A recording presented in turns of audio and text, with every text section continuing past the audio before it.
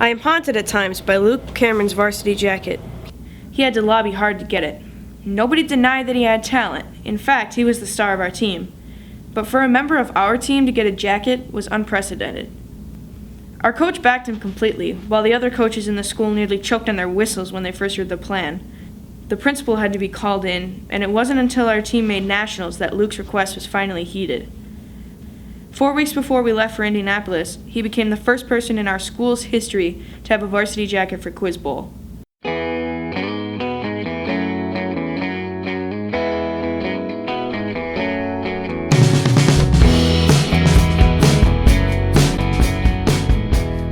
I, for one, was mortified. This mortification was a complete betrayal of our team.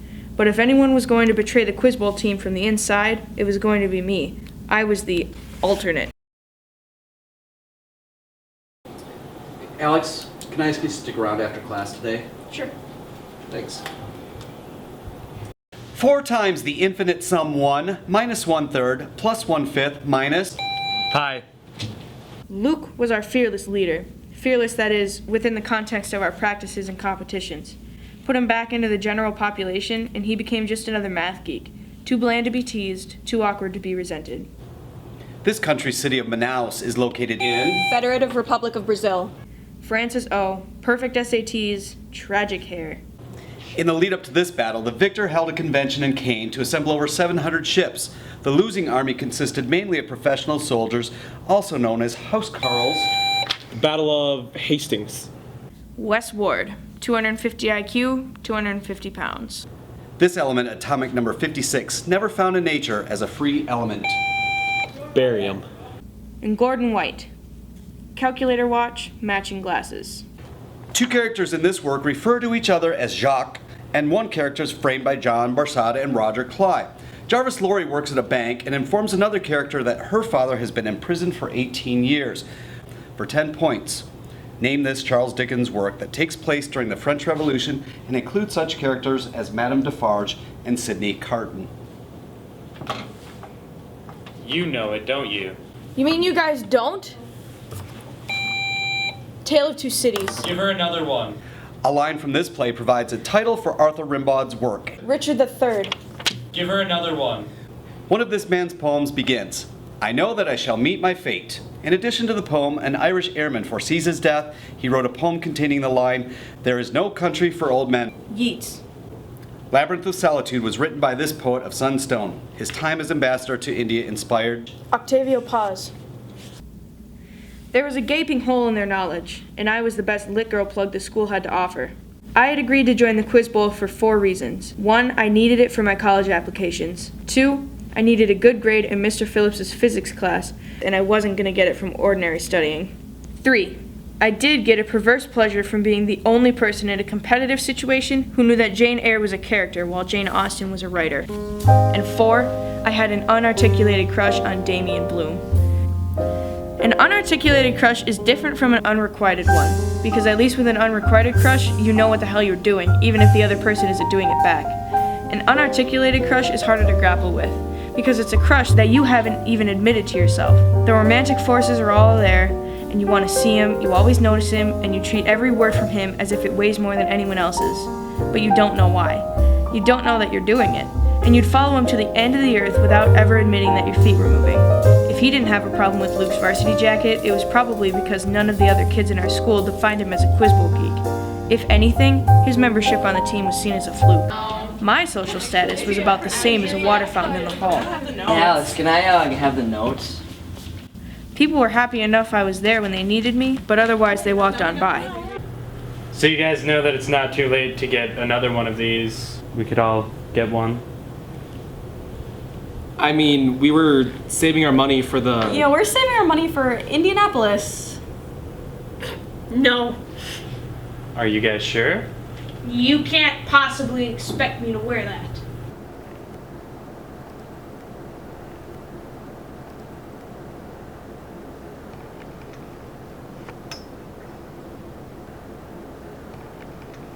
Come on, guys, we've been here forever. Can't we go home already? We have not been here forever. We need the practice. And I need my sleep. The rest of us have lives, you know. Not until after nationals. Okay, is Luke annoying the crap out of you too? Well, He's been sending me texts every hour on the hour. Well, yeah, but that's just Luke. It's so annoying though. You still have to respect that that's what he wants out of us. All right, if you say so. All right. I'll see you at practice. See you later.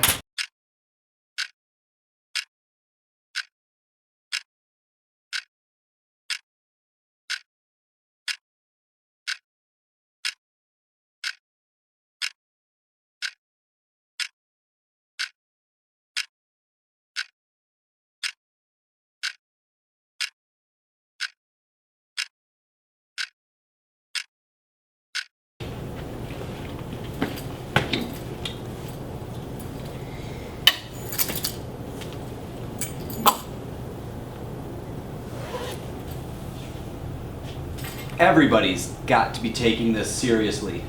Because there are small, defenseless ponies who will be killed if we don't make the final four. Do you not want to go? Is that what this is? No, I'm just joking. And if you can't joke about Quiz Bowl, then what can you joke about? It's like mime in some respects. Come on, Alex. Luke just wants us to win, that's all. No. Luke only wants us to win. There's a difference.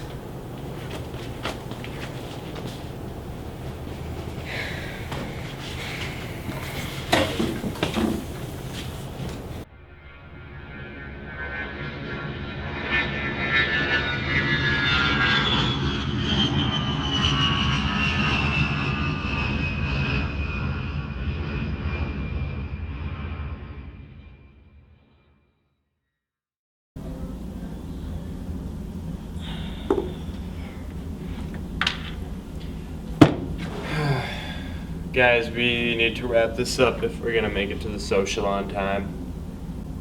Having a social for Quiz Bowl is like having an all-you-can-eat ribs for vegetarians. I'm sure there'll be some cool people there. Yeah, but they're all gonna be in their rooms drinking. You know what I saw the other day? I saw another kid wearing a varsity jacket for Quiz Bowl. So it looks like you're not so unique anymore. I don't need to be unique. I need to win.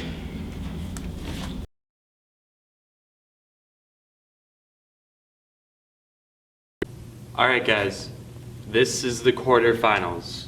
We're going up against Clearwater, Florida.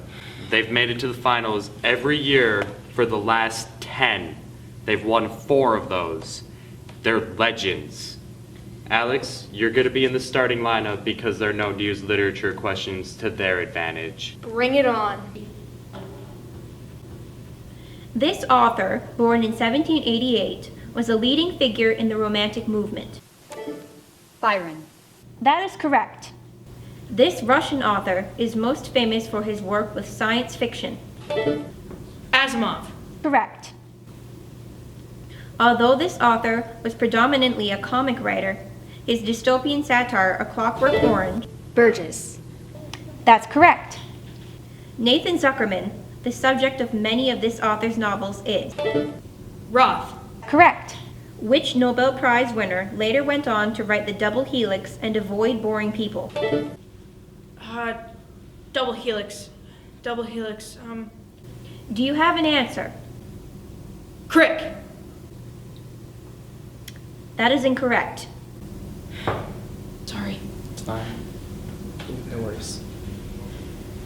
Clearwater, which Nobel Prize winner later went on to write The Double Helix and Avoid Boring People? James D. Watson? That is correct. This poet wrote, I fear no fate, for you are my fate, my sweet, in one poem. E.E. Cummings. This city, whose name translates as Stone City, is also the capital of Uzbekistan. Tashkent. Correct. During World War II, his nickname was Old Blood and Guts. George S. Patton. Correct. A 2x2 matrix has a top row of 7 and 11 and a bottom row of -4 and an unknown number x. If the determinant of the matrix is 58, find the value of x. 2. Correct. That concludes this round, with final scores of 260 Clearwater and 270 Madison High School. Congratulations to Madison High School, who will proceed to the semifinals. All right, it's time for an emergency meeting. Guys, that was too close. We need to be more aggressive on the buzzers, but we also have to exercise caution. This is a team-dependent competition. To make a mistake is to destroy the fabric of our team. Okay, I get it, alright? I don't think you do, Luke. I think she needs to hear this. From the start of the year, she's absolutely refused to be a team player, and what happened here tonight was nothing short of an insurrection.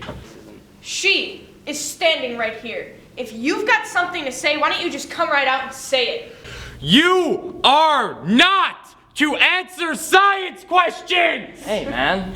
Hey, no, it's okay. Luke needs to get this one out of his system. You are the alternate!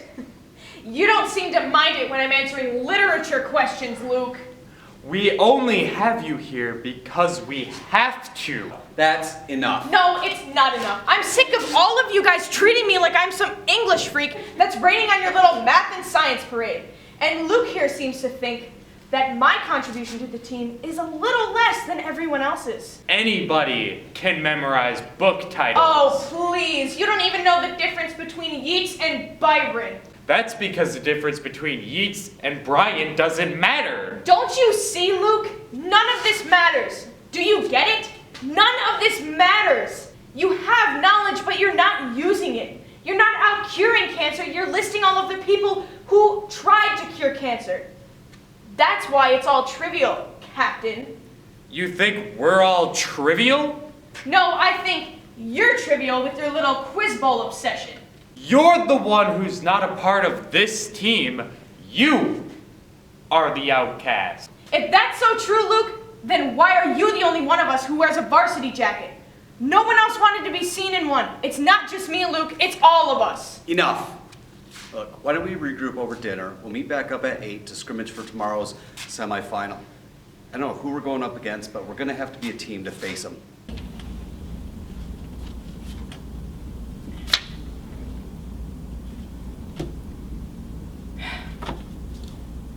I thought it was a question about books. I didn't know it was a science question. Crick wasn't that far off. Yeah, but it wasn't right either. We still won. You've had way too much to worry about today already. Alex, why don't you tell me what it's like to be the Quiz Bowl Antichrist? Well, as James D. Watson said, I'm the friggin' princess. And you know what? What? One of these days, I'm gonna be the answer to one of those stupid Quiz Bowl questions. Yeah. What Quiz Bowl alternate murdered her team's captain and later wrote the book Among Boring People? Nah, it's funny, man. There's gonna be no more tonight or tomorrow. What, you don't think this is funny? No, I don't. You know what this meant to Luke, and the rest of this group for that matter. Come on, that was hysterical. You have no heart. How could you say that? How could you, of all people, say that? What do you mean, me of all people? I don't know, okay? I don't know.